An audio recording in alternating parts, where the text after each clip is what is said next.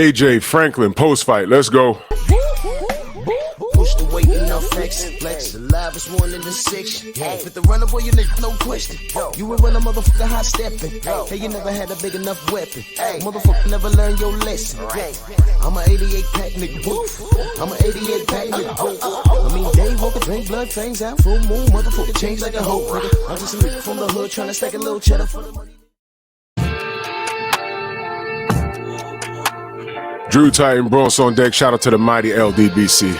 Let's get to it, man. Okay. First of all,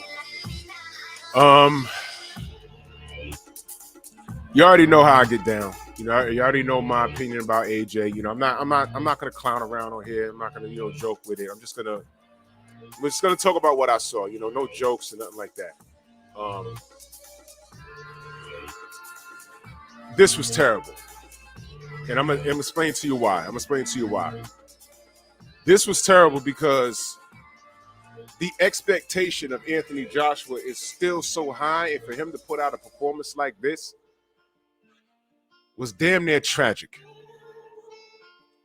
Okay, first and foremost, salute to Franklin.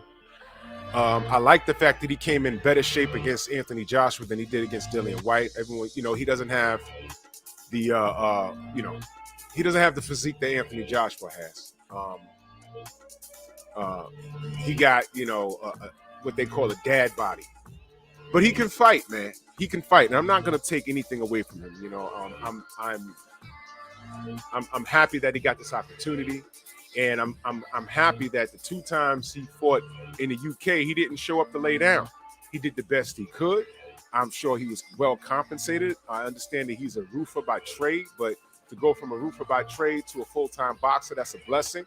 So salute to him. I really don't have anything bad to say about him. I really don't. He did the best he could with what he had. He was hella outsized. What was he, like 230 something? And AJ, and he's only 6'2", all right? Well, only 6'2". He's 2 inches above average, okay? But AJ's all 6'5", 6'6". He came in at his heaviest. What was his heaviest? He came in at 255, and I said to myself, man, I don't like that. 255, what was he trying to do? All of that muscle, all that lactic acid is something else. And the danger in my mind was, okay, past round 5 or 6, he might be in trouble. All right, but there were things that I saw that Franklin could have did better. I think he should have smashed the gas on AJ because I think that AJ fought very unsure of himself. He had some spots in there, but Franklin was never in any like real trouble. And that's what leads me to this. I'm not even going to say that AJ is not the same guy he was. I'm saying that this is who AJ is. And this is what we told you. He's a good fighter, but he's not great. See, this is where the marketing has caught up to you guys, man. And I'm not joking when I say this. This is what we said. We told y'all this 4 years ago, man. To call this guy Frank Bruno 2.0 is an insult to Frank Bruno. Let me tell you how they marketed Anthony Joshua to us, y'all. This guy had a jab like Larry Holmes. Okay? The speed and power of Mike Tyson. The charisma of Muhammad Ali. And he's well-spoken like Lennox Lewis. In fact, when Lennox Lewis, perhaps one of the greatest boxers of all time, yes, he's up there, like him or not. When Lennox Lewis just said, listen, he has to fight Deontay Wilder, the fans in the UK flipped on Lennox and said he was jealous of him. I said, where's this coming from?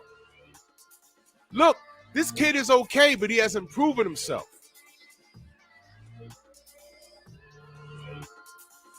And a couple of Andy Ruiz and Usyk later, here we are. Now he gets in there with Jermaine Franklin, and let me tell you why. Listen, salute to Jermaine, but he knows what time it is. AJ was supposed to get in there and steamroll this guy, and he couldn't do it. He couldn't do it. It's not that he was gun shy. He couldn't do it. Now, with the first Andy Ruiz fight, listen, I said it before, I'm going to say it again. AJ got poisoned in that first Andy Ruiz fight. Did that play a mental trick on him? Probably. Because he beat Andy Ruiz in the rematch. Well, half of the fight, Andy beat himself. He was out of shape. He was over 300 pounds. He beat him with a jab. But he didn't want to get on the inside because Andy's hand speed was too fast. But he didn't dominate that fight. He just used the jab. Andy didn't do anything to make him switch up his game plan. And AJ's not good at switching up his game plan. He's not. Not at all. The man's not good going backwards. And Andy was too out of shape to get something done in the rematch. They knew what they had with Jermaine Franklin. They knew he wasn't going to smash the gas on him. Does he have enough power to put AJ out of there? He couldn't get past the jab. This was a safe fight. He can't crack. He doesn't have a big, he's not a big puncher. This was a safe fight back. And I want you guys to understand something. AJ fought this guy coming off of a loss to Dillian White. Now, I thought he won the fight against Dillian. Could I be biased because I don't like Dillian White? Probably. But I don't think he lost that fight. If you think he lost, if you think it was a draw, that's fine. But on paper, it's a loss. And then what does he do? Understand, AJ just fought a guy coming off of a loss to his arch rival. Do you understand that? And he looked subpar. He was supposed to steamroll Franklin, and he couldn't do it. Not that he refused to, he couldn't do it. Because he felt something in there. There was an element of danger. And another thing I'm wondering, did they count the clinches? Like they count Devin Haney's clinches all of a sudden? Everyone wants to count clinches all of a sudden, right? I don't recall them counting Vladimir Klitschko's clinches. Hell, in the 90s, we was calling him Vladimir Klitschko. Vladimir Klitschko, not Vitaly. Big Brother was a murderer.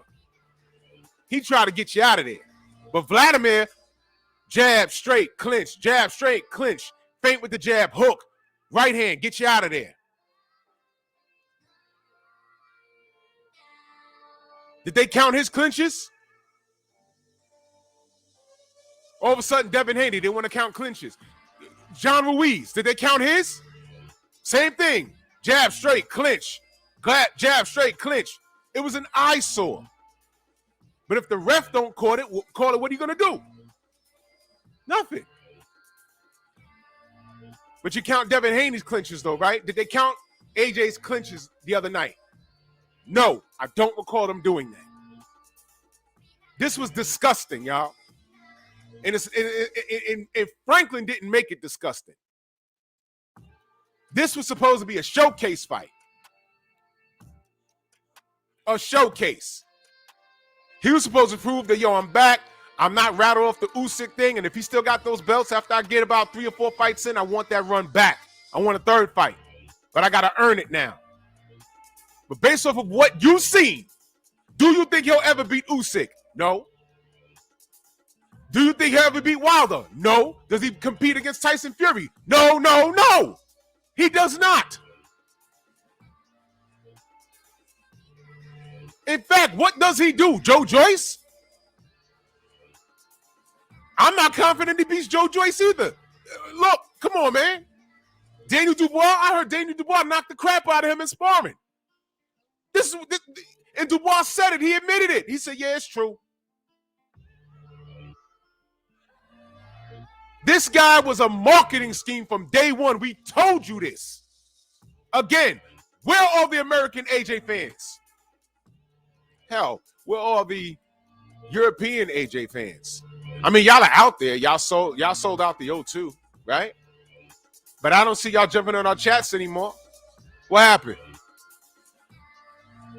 Y'all know what the deal is with this guy. He came out to the ring. He looked real menacing. Franklin was not deterred. He did the best he could with the tools he had. And I salute him. AJ was supposed to make this show, and he didn't do it. And what the hell was that at the end of the damn fight? After hugging him, all night long. After hugging him all night long, he taps him in the back of the head. And then a little melee, well, almost melee, ensued. And what did he do? He hugged him again. Did you see that? Did you see that? He taps him at the end of round 12. He hits him in the side of the head. Franklin turns around and be like, yo, WTF. Then he goes in there for another clinch. And this is after the fight. I said, what is he doing? Come on, y'all. Come on, y'all. You know what? Go on and get that Deontay Wilder work. Go ahead. Go ahead. Eddie got to make some more bread off you. Go ahead. Listen, if you're an AJ fan and you care about his safety, y'all know what not to do. But I'm going to go ahead and say it. Go ahead and get that Deontay work. Go ahead. Go right ahead.